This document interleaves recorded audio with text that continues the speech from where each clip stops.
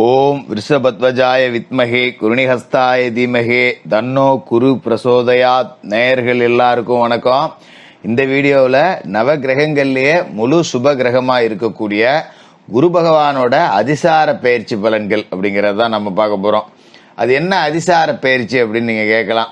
அதாவது ஒரு கிரகம் தன்னோட இயல்பை மீறி வேகமாக இன்னொரு ராசிக்கு போகிறது, மறுபடியும் அதே ராசிக்கு திரும்பி வந்துச்சுன்னா அது வக்கரம். வேகமாக போகுது அப்படின்னா அது அதிசாரம். அந்த வகையில் குரு பகவான் இப்போ மிதுன ராசியில் இருக்கார். ஐப்பசி 1ஆம் தேதி, அதாவது விசுவாவசு வருடம் ஐப்பசி 1ஆம் தேதி சனிக்கிழமை அன்றைய தினம் சனி பிரதோஷம். ஆங்கிலத்துக்கு அக்டோபர் 18ஆம் தேதி குரு பகவான் மிதுன ராசியிலிருந்து கடகராசிக்கு பயிற்சி ஆகிறார். கடகராசி அப்படிங்கிறது குரு உச்ச வீடு. அப்ப குரு உச்சம் தொட போறார் அப்படிங்கிறது தான் இந்த அதிசார பயிற்சி நமக்கு கொடுக்கக்கூடிய அமைப்பு. எத்தனை நாளைக்கு ஜோசியர் அங்க இருப்பாரு அப்படின்னா, அக்டோபர் 18ஆம் தேதியிலிருந்து டிசம்பர் 3ஆம் தேதி வரைக்கும் ஒரு 52 நாள் குரு பகவான் உச்சத்தை தொட்டு உங்களுக்கு அற்புதமான யோக பலன்கள் அப்படிங்கிறத வழங்க போறாரு. அதாவது காலபுருஷனுக்கு 9வது வீட்டுக்கும் 12வது வீட்டுக்கும் அதிபதி குரு. தந்தை, தெய்வ அருள், அதிர்ஷ்டம், உயர்கல்வி இதெல்லாம் குறிக்கக்கூடிய பாக்கியஸ்தானத்துக்கும் அவர் தான் அதிபதி. அது மாதிரி அயன சயன போகம், செலவுகள் இதையெல்லாம் குறிக்கக்கூடிய இடத்துக்கும் குரு தான் அதிபதி. அப்படிப்பட்ட குரு பகவான் உச்சம் தொட போறார் அப்படின்னா எல்லா ராசிக்காரர்களுக்குமே அப்படியே ஒரு நெருப்பு மாதிரி எரியும் வாழ்க்கை அப்படின்னு சொல்லலாம். நம்ம கிட்டையே யாரும் வர முடியாது. அந்த அளவுக்கு எதிரிகள் இல்லாத ஒரு வாழ்க்கை, எதிரிகள் இருந்தா வெல்லக்கூடிய ஒரு அமைப்பு. அத்தனையவும் 52 நாள் குரு பகவான் ஆட்டமா ஆட போறார். குரு விளையாடல் அப்படிங்கிறத நீங்க பார்க்க போறீங்க. அதான் உங்களோட ராசிக்கு குரு என்ன கொடுக்க போறார், இந்த 52 நாள் வாழ்க்கையில நல்லது நடக்குமா, மாற்றம் நடக்குமா, என்ன செய்யலாம், என்ன செய்யக்கூடாது, எல்லாத்தையும் பார்த்துருவோம்.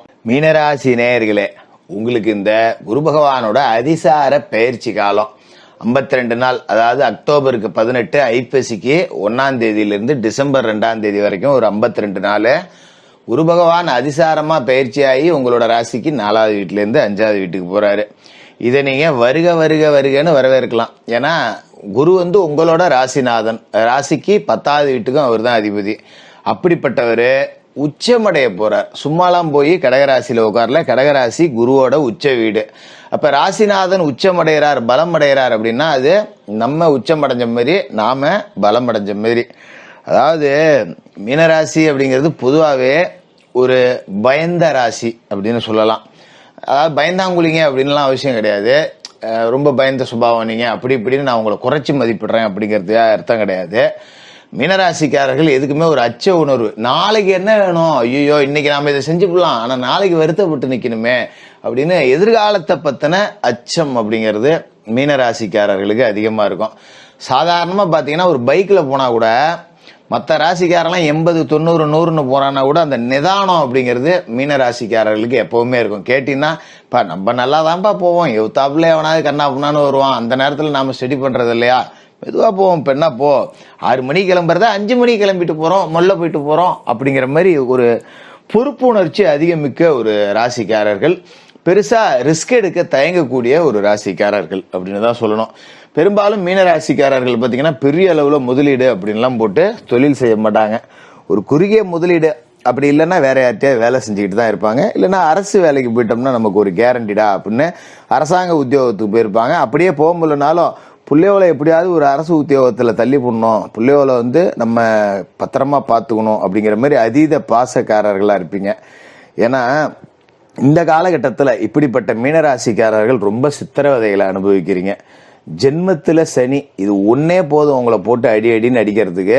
போதாததுக்கு விரயத்துல ராகு, 12ல ராகு உட்கார்ந்துருக்கார், 6ல கேது உட்கார்ந்துருக்கார். ஒண்ணுமே விளங்கல. அதே மாதிரி ராசியாதிபதி குரு பகவான் சுகஸ்தானத்துல போய் அர்த்தாஷ்டம குருவா உட்காந்துட்டாரு. தேக ஆரோக்கியத்திலையும் கூட பிரச்சனையை கொடுத்துருப்பாரு. ஏற்கனவே ஜென்ம சனி பிரச்சனையை கொடுக்கும். காலில் அடி போடும், எலும்பு உடையும், எண்ணெய் கட்டு போடுற மாதிரி இருக்கும், கை உடையும், விபத்து தேவையில்லாமலாம் வரும், தடுமாறி விட்டு உழுவீங்க.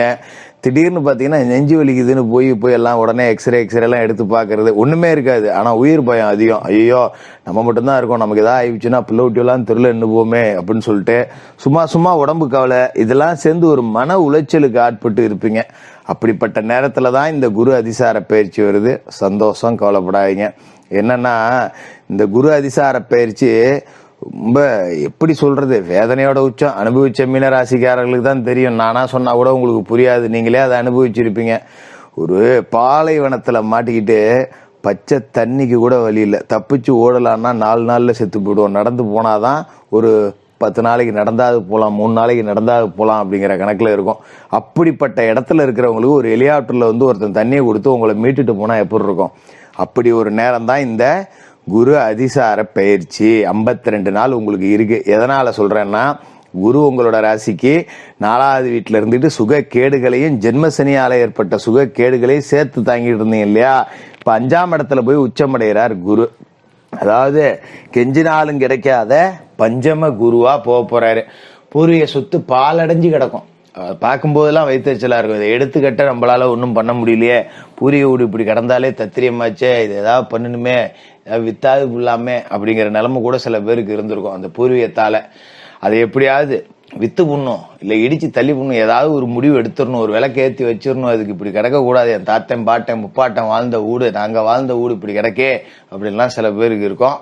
அதை ஏதோ ஒரு நல்லபடியாக செட்டில்மெண்ட் பண்ணி சரி பண்ணிடுவீங்க. இல்லை வித்தாவது 10 ரூபா காசு அப்படிங்கிறத பார்த்துருவீங்க. அதுக்கு மேலே ஒரு தன்னம்பிக்கை அப்படிங்கிறதும் உங்களுக்கு கிடைக்கும்.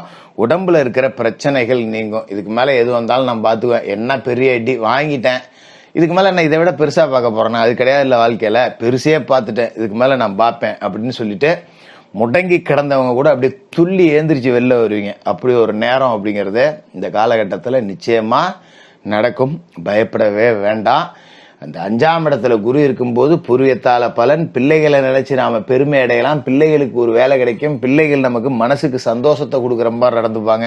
எவ்வளவு கஷ்டம் வேணாலும் எனக்கு கொடு கடவுளே, என் பிள்ளைகளுக்கு கொடுத்துறாத, என் பிள்ளையோ பாவம் அப்படின்னு நினைக்கிற அளவுக்கு பிள்ளைகளோட வாழ்க்கைய உங்களுக்கு கஷ்டத்தை கொடுத்தாலும் சரி பண்ணி கொடுக்கும் இந்த நவ கிரகங்களும். அதே மாதிரி குரு இருக்கிற இடத்தை விட பார்க்குற இடத்துக்கு சிறப்பு இருக்கு இல்லையா? அந்த வகையில குரு உங்களோட ராசிக்கு 9, 11 உங்களோட சொந்த ராசி முடியும் பார்க்கிறார். 9 அப்படிங்கிறது சொந்த வீட்டு இடம். இப்போ சொந்தமாக வீடு கட்டணும், ஏதாவது ஏற்பாடு பண்ணணும். அப்படி இல்லைன்னா வீட்டில் மாடியில் ஒரு வீடு கட்டுறேன், ஒரு ரூம் எக்ஸ்டெண்ட் பண்ணுறேன், ஒரு மராமத்து பணி செய்கிறேன் அப்படின்னு சொல்லிட்டு வீட்டு வேலைகள் அப்படிங்கிறது ஏதாவது புதுசாக செய்வீங்க. பூர்வீக சொத்தை வித்துவிட்டோ இல்லை பூர்வீக சொத்தால் ஏதோ ஒரு ரூபத்திலையோ வாடகைக்கு விட்டோ ஏதோ ஒரு ரூபத்தில் உங்களுக்கு வருமானம் அப்படிங்கிறது இருக்கு. பிள்ளைகளுக்கு வேலை கிடைக்கக்கூடிய வாய்ப்பு இருக்கு. அதுமாரி 11ல் குரு பார்வை இருக்கு. தலைக்கு தலைப்பாயோட போச்சு அப்படிங்கிற அளவுக்கு உங்களுக்கு செலவே வந்தாலும் நம்ம கடன் வாங்கி கையை விட்டு செலவு பண்ற சூழல் வராது. 10 ரூபா மிச்சப்படுத்தலாம். காசு பணத்துக்கு பஞ்சம் இருக்காது. ஜென்ம ராசியில குரு பார்வை விழுவுது.